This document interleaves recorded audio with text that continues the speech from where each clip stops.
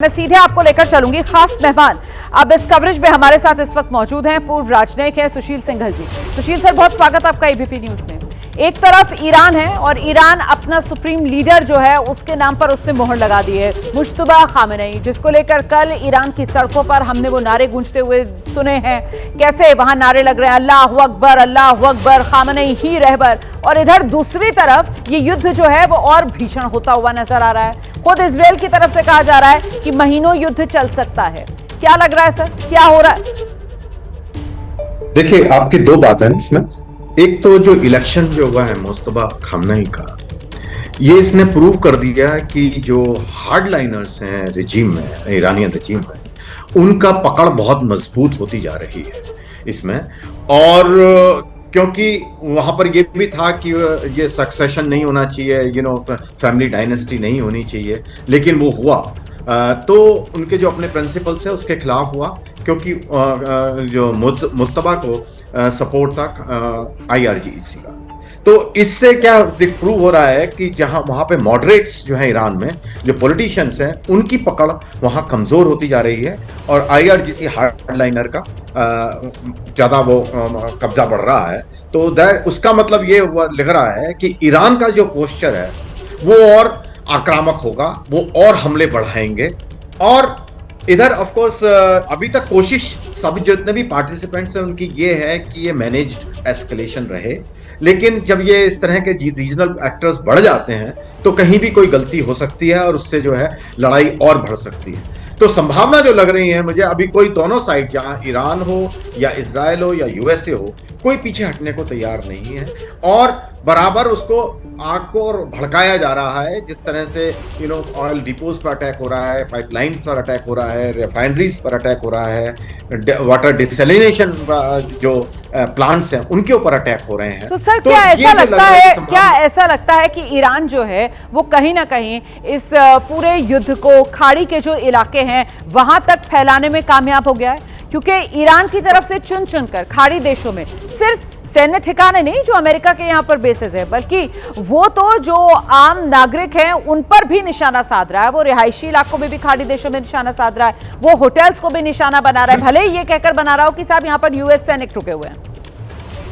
बिल्कुल आप सही कह रही हैं कि ईरान की जो कोशिश है वो ये है कि खाड़ी के देश उसके खिलाफ ना हो, बल्कि अमेरिका के ऊपर प्रेशर डालना शुरू करें ताकि वो उनकी शर्तों पे ये युद्ध रोका जाए। अब इसमें कितने सक्सेसफुल होते हैं अलग बात है, लेकिन क्योंकि वहां से सिग्नल ये भी आ रहे हैं कि हम खाड़ी के देशों से युद्ध नहीं चाहते, लड़ाई नहीं करना चाहते, लेकिन जैसा कि आपने कहा कि वो कह रहे हैं कि जहां जहां अमेरिकन प्रेजेंस है उसके ऊपर वो अटैक कर रहे हैं। तो वो दोनों में डिस्टिंग्विश करने की कोशिश कर रहे हैं ताकि वो खाड़ी के देश अमेरिका के साथ फुल्ली ना चले जाएं और उनके साथ में अटैक ना करें।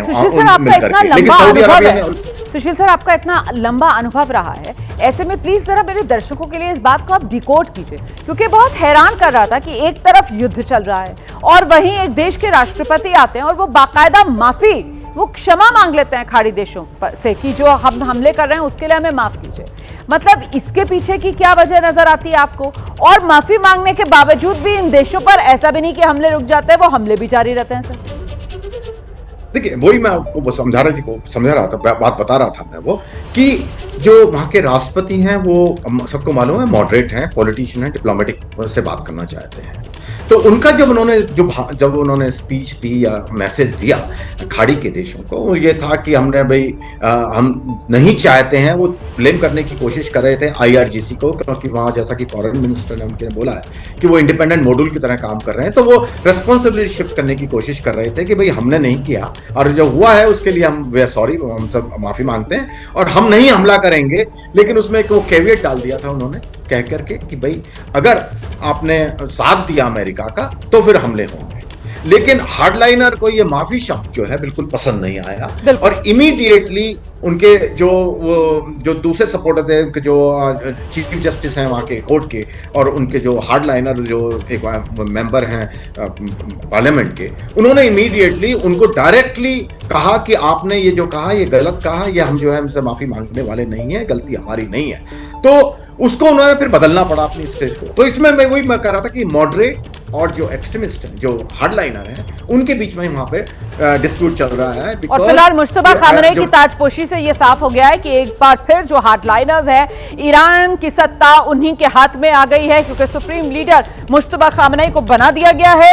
इस बीच एक और बड़ी खबर मैं आपको बताने जा रही हूं, ये महायुद्ध ब्रेकिंग है। बहरीन में हमले हुए हैं और यहां जो बैपको ऑयल कंपनी है उसको निशाना बनाया गया है। बैपको ऑयल कंपनी के एक टर्मिनल को निशाना बनाया गया है। बहरीन में ये ऑयल कंपनी है जिस पर हमला बोला गया है। ईरान के लिए माना जा रहा है कि वो बहुत चुनकर स्ट्रेटेजिकली अपने टारगेट जो है वो सिलेक्ट कर रहा है और उन टारगेट्स पर निशाने साध रहा है। इससे पहले भी कई और रिफाइनरीज एंड खाड़ी देशों में जिस पर ईरान हमला कर चुका है, जिसमें सबसे बड़ा नाम तो सऊदी अरब की वो अरामको रिफाइनरी जो है उसी का रहा है। और ऐसे में आप देखिए कैसे बहरीन में ये बैपको रिफाइनरी है जिस पर हमला बोला गया है और हमले के बाद की ये तस्वीरें भी आप देख रहे हैं। रिफाइनरी से आग की लपटें और धुएं का गुबार उठता हुआ आप देख रहे हैं।